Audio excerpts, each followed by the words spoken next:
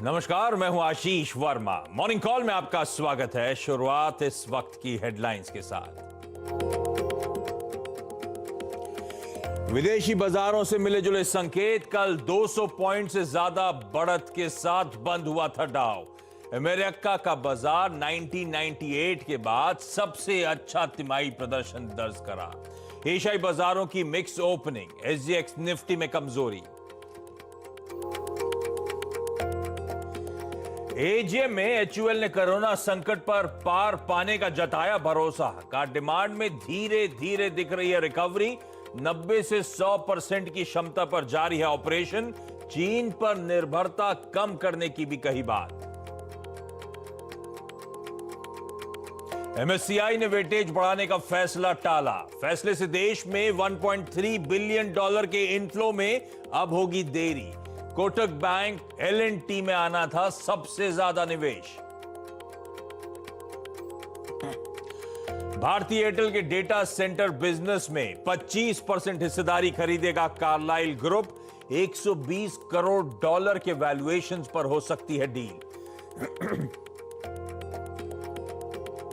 चौथी तिमाही में मुनाफे से घाटे में आई ओएनजीसी। करीब 3100 करोड़ रुपए का हुआ घाटा।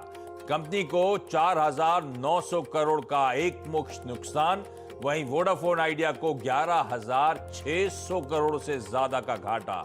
लेकिन न्यू इंडिया एश्योरेंस के नतीजे अच्छे। आ जाएंगे जून ऑटो बिक्री के आंकड़े। बिक्री पर दिखेगा लॉकडाउन का असर। ट्रैक्टर को छोड़ सभी गाड़ियों की सेल्स में 50 से 70% तक की गिरावट का अनुमान। आज से पूरे देश में इक्विटी, डेरिवेटिव, करेंसी और बॉन्ड पर एक समान दर से लगेगी स्टैंप ड्यूटी। पहले राज्य अपने हिसाब से तय करते थे दरें। म्यूचुअल फंड खरीदने पर भी देना होगा स्टैंप ड्यूटी। 13 साल बाद पॉजिटिव हुआ देश का करंट अकाउंट। चौथी तिमाही में देश से बाहर गई कुल राशि देश में आए पैसे के मुकाबले रही कम। आरबीआई के आंकड़े के मुताबिक $60 करोड़ पर चालू खाते में सरप्लस। देश में कोरोना मरीज 5,65,000 के पार। 24 घंटे में 18,500 बड़े केस। आज से अनलॉक 2.0 की शुरुआत। परिवार के हर सदस्य को 5 किलो गेहूं या 5 किलो चावल मुफ्त मुहैया कराया जाएगा। अगले 5 महीने तक गरीबों को मिलेगा मुफ्त अनाज। प्रधानमंत्री ने किया गरीब कल्याण योजना के विस्तार का ऐलान। अनलॉक में लोगों से लापरवाही नहीं करने की अपील।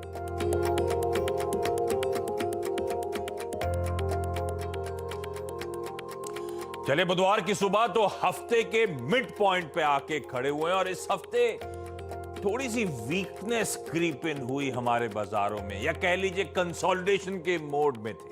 पिछले 2 दिनों की चाल, सोमवार को 70 पॉइंट का दबाव और कल भी फाइनली हम 10 पॉइंट की कमजोरी के साथ निफ्टी में बंद होते हुए नजर आए। कल अचानक वो 2 बजे के बाद से एक थोड़ा सा सेल ऑफ हावी होता हुआ नजर आया और ऊपरी स्तरों से ऑलमोस्ट 100 पॉइंट नीचे जाके भारतीय बाजार बंद हुए। लेकिन आज इंपॉर्टेंट दिन है। आज से नई तिमाही, नए क्वार्टर और नई छमाही और नए महीने की शुरुआत होने जा रही है। तो क्वार्टर, 6 मंथली और मंथली नई हम ट्रांजिशन करने की तैयारी में हैं। आज से इस बीच अनलॉक 2.0 की शुरुआत होगी। कुछ और ढील, थोड़ी और रियायतें मिलती हुई हम लोग को नजर आएंगी।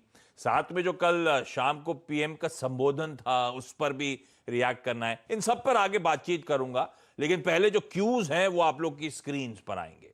अमेरिका में कल कुछ उछाल के साथ कामकाज हुआ, तो अमेरिकन मार्केट्स कल के भी दिखा दीजिएगा और तब और अब आप लोगों की स्क्रीन पर आ गया है। कल हम जब क्लोज कर रहे थे 3:30 बजे मंगलवार को, तो 70 पॉइंट डाउ फ्यूचर्स नीचे था। पर दरअसल यूएस में कल 200 पॉइंट का उछाल देखने को मिला। बाकी के क्यूज आप लोगों की स्क्रीन पर और अमेरिका में कल उछाल था, आज डाउ फ्यूचर्स दिखा रहे हैं हल्की कमजोरी, 50 पॉइंट के आसपास का दबाव डाउ फ्यूचर्स इस समय इंडिकेट करता हुआ। तो ये वो संकेत, ये देखिए अमेरिकन मार्केट्स कल के आप लोगों की स्क्रीन पर आते हुए। हाँ, इस बीच कल का दिन तो बेहतर था ही था, ये पूरा क्वार्टर यहां पे भी जो खत्म हुआ इस कैलेंडर ईयर का Q2, अमेरिका में गजब का प्रदर्शन रहा। डाउ में 18% का उछाल Q2 में आया, तो कहना चाहिए एक रिमार्केबल कमबैक था यूएस मार्केट्स को लेकर। और यूएस मार्केट्स की अगुवाई में हमने देखा ग्लोबली इक्विटी मार्केट्स तमाम कंसर्न्स के बीच बेहतर परफॉर्म करते हुए नजर आए। दशकों के बाद इस तरह का क्वार्टरली रिटर्न यूएस मार्केट्स में देखने को मिला। खैर, यूएस में क्या हुआ, मूड माहौल है कैसा, उस पर नीरज जी से आगे बातचीत करूंगा। वीरू होंगे हमारे साथ जो बताएंगे आज की स्ट्रैटेजी क्या होनी चाहिए, और रोज की तरह वरुण भी होंगे जो बताएंगे सारे इंपॉर्टेंट स्टॉक्स इन न्यूज आपके लिए। लेकिन शुरुआत नीरज जी के साथ। Neeraj ji, good morning. अच्छा कल का सेशन, अच्छा क्वार्टर, लेकिन आज के संकेत कैसे? अमेरिका से अगर आप बात की शुरुआत करें तो क्लोजिंग हुई उनकी सेकेंड क्वार्टर की और बहुत ही ज़बरदस्त क्वार्टर बीता है। करीब 2 दशक के बेहतरीन नंबर्स आपको देखने को मिले।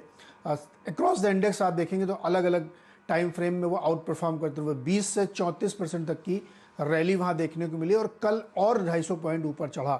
तो अगर इतिहास छोड़ दें 20% और 34% वाला, तो कल के चढ़ने के पीछे एक बड़ा रीज़न था कि वहाँ पे जो नंबर्स आ रहे हैं कंज्यूमर स्पेंडिंग के वो बहुत ही स्ट्रांग आ रहे हैं, बहुत ही स्ट्रांग आ रहे हैं और तगड़ी खरीदारी वहाँ पे देखने को मिल रही है। डिटेल में आप पढ़ेंगे तो आप देखेंगे फेडेक्स का जो डिलीवरी बिजनेस है उसने आउट परफॉर्म किया है। तो उससे अगर उसको आप एक्स्ट्रापोलेट करें तो अंदाज़ा लगता है कि किस तरीके से सामान बिक रहे हैं और कंज्यूमर डिस्क्रिशनरी स्पेंडिंग बहुत बढ़ी है इस बीच में। तो वो एक बहुत पॉजिटिव सेंटीमेंट देखने को मिला है। At the same time corona की भी चिंता उतनी ही बढ़ती जा रही है।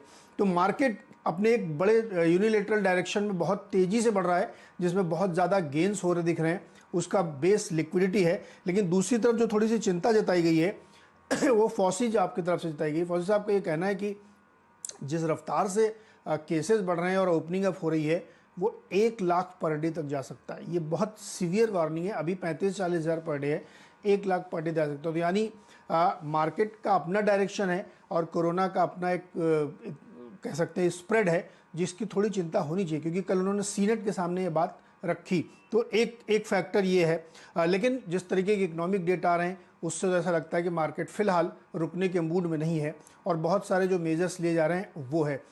2-3 चीज़ें और छोटी छोटी हैं जो आपको मैं बता दूं। एक ये है कि हुआवेई और ZTE पे वहाँ के जो टेलीकम्युनिकेशन कमीशन है उसने सिक्योरिटी थ्रेट का टैग चिपका दिया है। अब इसका इम्पैक्ट पूरी दुनिया में होगा क्योंकि जो यूएस में तो रोक ही देंगे, इसके साथ साथ उनके एलाई कंट्रीज़ में भी ये रोका जाएगा जो चीन के लिए थोड़ा भारी पड़ेगा। तो एक ये फैक्टर ध्यान रखना चाहिए। इस बीच चीन ने हांगकांग के ऊपर बहुत कड़े नियम बना दिए हैं कि वहाँ हर आदमी का मुकदमा चीन में चलेगा, वो दुनिया में कहीं भी हो उसको वापस लाया जाएगा। तो इस तरीके से हांगकांग के लिए दिक्कतें बढ़ती हुई दिखेंगी। एक और कंसर्न है यहाँ पे बताना ज़रूरी है कि जिससे लोगों को याद रहे। जो आपको याद होगा चाइना में 2016-18 में एक स्वाइन फ्लू पिग्स के बीच में, पिग फार्म्स में बहुत फैला था।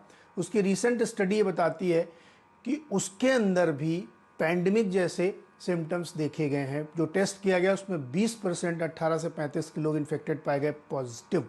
तो एज ऑफ डेट तो कुछ नहीं है, कोई बहुत दिक्कत की बात नहीं है, लेकिन ह्यूमन ट्रांसमिशन उसका बहुत तेज़ी से हो रहा है। तो ये दिमाग में रखना चाहिए कि स्वाइन फ्लू कहीं दूसरा कोरोना ना बन जाए। लेकिन फिलहाल मार्केट के लिहाज से आप देखेंगे तो ज़बरदस्त दिन कल का भी था। ये लोग क्या ज़बरदस्त